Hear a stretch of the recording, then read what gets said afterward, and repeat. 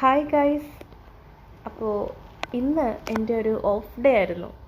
അപ്പോൾ എനിക്ക് ഓഫുള്ള ദിവസമാണ് കേട്ടോ. ഞാൻ 3 നേരവും എന്തെങ്കിലുമൊക്കെ ഉണ്ടാക്കി കഴിക്കുക.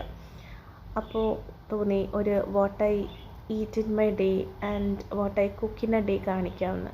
അപ്പോൾ രാവിലെ ഞാൻ കുറച്ച് വെള്ളമാട്ടോ കുടിച്ചത്. പിന്നെ ബ്രേക്ക്ഫാസ്റ്റിലോട്ട് പോയി. ബ്രേക്ക്ഫാസ്റ്റിന് ഞാനിന്ന് ഉണ്ടാക്കിയത് ചെറുപയർ കറിയാണ്.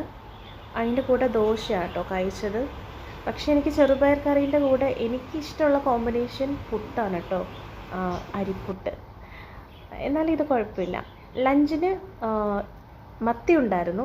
അപ്പോൾ മത്തി ഫ്രൈ ചെയ്ത് രാവിലത്തെ അതേ ചെറുപയർ കറി കൂട്ടി കഴിച്ചു. മട്ടേരിച്ചോറായിരുന്നു.